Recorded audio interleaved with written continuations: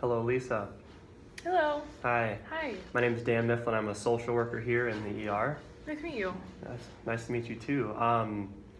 So I know you've kind of had a busy evening, and this is our first interaction we've had. And me being a social worker, do you kind of know why you're talking to me? I do not. Sure. So first of all, before we get started, I'm going to be taking notes throughout our conversation, and I'm listening. I just like to be able to chart after this, and Okay. if I'm looking down taking notes, I don't want you to think that I'm not listening, because I am. I just can't retain everything, so for me it helps to take notes. So Okay. yeah, so you're here because first of all, I just want to check in about the accident and to hear what happened tonight that led your father to coming in. I know that there's kind of an incident that happened and his hand is a little cut up. I also like to talk to you about what's going on at home for you and your mom and dad right now. As far as I understand that you are kind of providing some care for them and that your mom's situation has changed in the last month or two. And then what I would like to talk about kind of towards the end is what we can look towards the future for when Calvin leaves here, when your dad leaves here today, because he won't be admitted to the hospital, so we do have to think about what's next after this. Yeah, okay. That sound okay? Good. Mm-hmm. Okay, so why don't you tell me a little bit about the incident tonight and what happened? How'd you end up here with your dad? Yeah, so I go and check on my parents about every day to make sure that they're doing okay and taking their medications. And when I came home tonight, my dad was getting ready to go somewhere. And when I asked him where he was going, he just got really angry and he was pushing me out of the way. And so when he got outside, I grabbed his arm because I was trying to stop him from leaving, but he lost his balance and he fell, and he cut his hand. So, yeah. Oh, okay. So you just came home to check on him, a normal thing that you've been doing, but this time when you came home, he was wanting to leave, and basically no one was going to tell him that he's not. Right. Is what it sounds like. Yes. Okay. So this is not me scolding you at all. Something that I think that I like to tell when caregivers of patients that we see here in the ER come in, I know that sometimes there's the heat of the moment can happen, and sometimes you can put your hands on somebody in that heat of the moment. You don't really know what's right or wrong, and it might be kind of hard to not do that. And I know that you grabbed him kind of with good intentions to try to bring him back, and you don't know what he's going to do when he's wandering outside.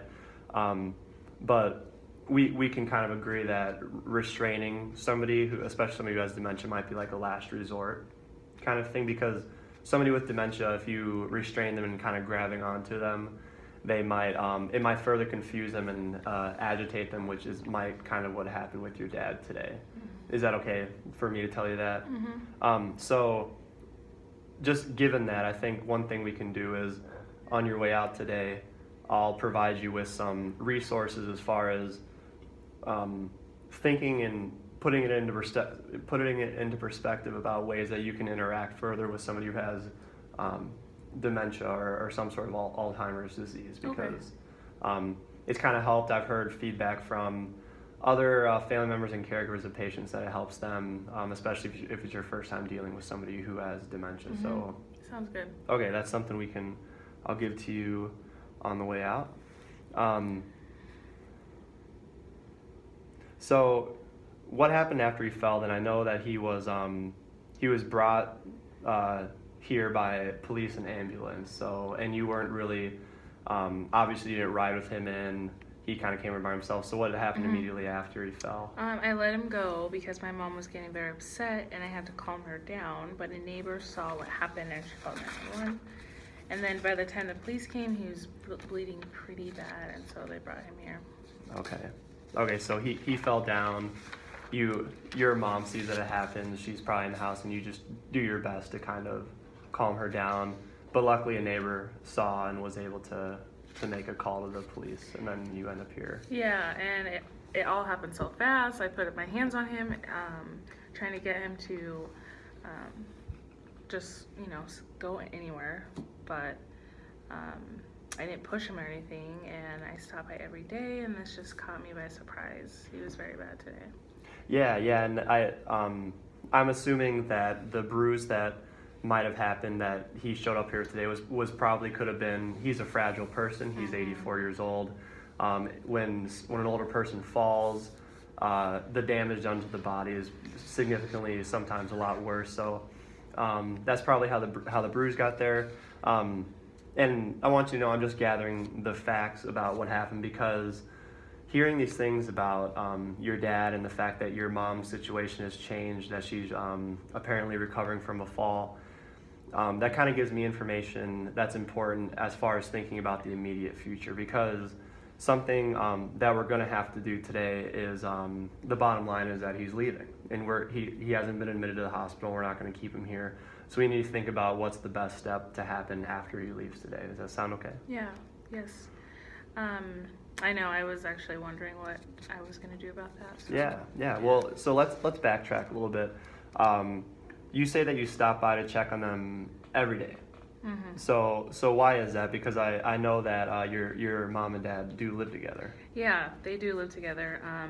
My mom had a pretty bad fall a couple months ago as well, and is still recovering from it.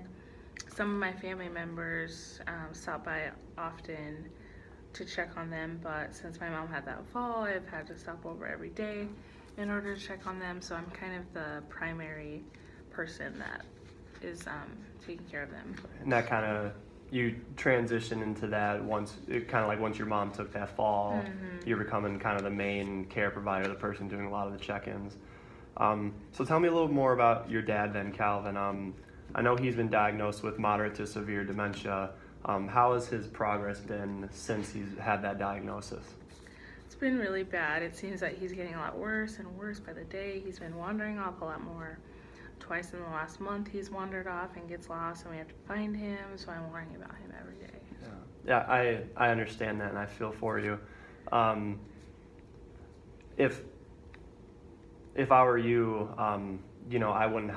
I couldn't help but be worried too, and especially if you can see that he's getting worse, it kind of makes you think about, well, obviously a lot of people with dementia, they don't wake up and they're magically feeling better. So in your head, you might be thinking like, well, this could just get worse and worse. And it's especially exacerbated if your mom can't really take care of him right now. Yeah, and she's too old, and the fall that she had, she broke her hip. So she's not going to be able to take care of him for a very long time, if ever again. So, and I work a full-time job, so I can only check on them, check in on them. I can't live with them or be with them all the time during the day. Okay. If it was up to you, would you feel more comfortable if you had a little bit more help with you giving them cares or them just receiving cares, where you can kind of take more of a backseat about that? Are there any other family members or anything that can kind of help out? Well, they help, just like I did, but they still work full-time jobs and they have kids, so that's why I've been the one to check on them daily. So it would be nice to have a little more help, but I just don't know what to do. Okay. Thank you for all that information. I know I'm kind of having to dig deep here to bring out some of this information that I really need. So thank you for giving all that to me. So one of the most important things here, and I kind of hinted at it when we first started talking, was immediately when patients are brought in, especially with their caregivers, we want to start thinking about discharge, planning right away, and what happens after a patient leaves here. So it seems like your father, his dementia is getting worse and worse by the month, and your mom's no longer to take care of him. So my question is what would you like to see after your dad leaves here today? What could you imagine would be best for them? Well, I think it would be too risky for them to live alone, but my first thought was trying to have family members help, but they're all too busy and busier than I am, so I don't know, it's just been hard, but I need to figure out something. You would like some help? Yeah. Is what you're saying. So, Have you ever talked to your mom and dad about maybe before your dad was given his diagnosis? Have you ever talked to them about if they were ever, some people, older adults, sometimes they totally do not ever want to live in an assisted living facility. They always want to live in their house.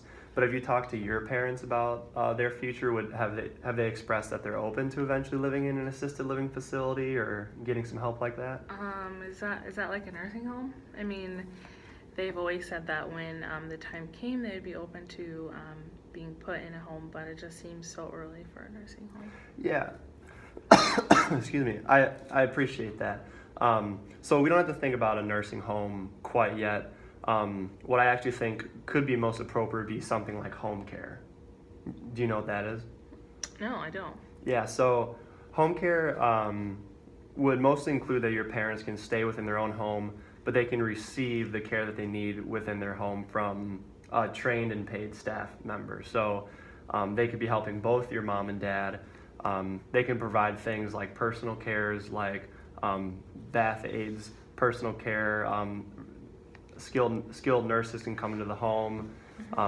They could help with medication adherence and medication management, and kind of like the instrumental activities of daily living, like meal prep and things like that. Maybe providing some transportation. So they could help your mother, for example, with some of her ADLs since she's immobile, and they can make sure that your dad is comfortable in the house and he's not this elopement risk. You're not going to be, when you're at work and your other family member are at work, you can kind of know that they're being cared for in the home and that you're not worried all day about your dad kind of going outside and wandering off and we find him in the middle of the night again. So that sounds great. Yeah, so what I'm going to do, because I personally think that home care would be the best fit for them as opposed to an assisted living facility, which is a little more expensive, and it can range from living in a small group home type setting or a large one where there's 20 to 40 people living in the same one, or even a nursing home. I don't think they need a nursing home level of care, which is kind of like a hospital setting. I think home care is what they need and what will be most valuable to them and their family members. So what I'm going to do is I'm going to refer you to the Aging and Disability Resource Center, because they're professionals who can do a professional assessment, which will gather their finances, kind of like what help they need, and then my feeling is that they're going to end up only needing that home-based care level of service, and as opposed to that. So that's one of the other things we'll do on the way out. Is I'll make sure that you have a note to take home, and you can be expecting a call from the ADRC to set up a meeting to have your parents go in and get an assessment. Okay. Yeah. So do you think there are any barriers to what's going to happen after?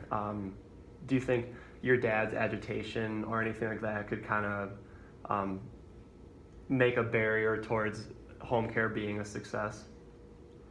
Well, I've never really asked him about it, so I'm not too sure if he would be open to it or not. Yeah, because the thing about home care is we have to remember social workers and family members and the patients themselves, that they're having people come into their home. And that's their space. They take pride in that. They like being independent and responsible for their own thing, and that's why I think home care will be a good level of service for your parents, is because and that maybe after Calvin is discharged today, that you can help us out with a little bit of that by kind of talking them through what home care might look like, and hopefully after you're assessed by the ADR and they find that that would be the best level of service too, they'd be a little more open to it. Right. So does that sound good? Yeah, it does. Okay, so on the way out, I'm going to give you some resources around speaking with somebody with dementia. Before I let you go, I'm just going to run out and type up my notes so that you can go home and have what I charted today about your dad and the experience that happened today. Okay. And then you can expect a call in the next couple of days or next week from the ADRC about setting up a meeting to go over there, and Okay. then we can go from there. Sounds All right. good. Any more questions for me? No. All right. Thanks, Lisa. Thanks, Dan. Yeah.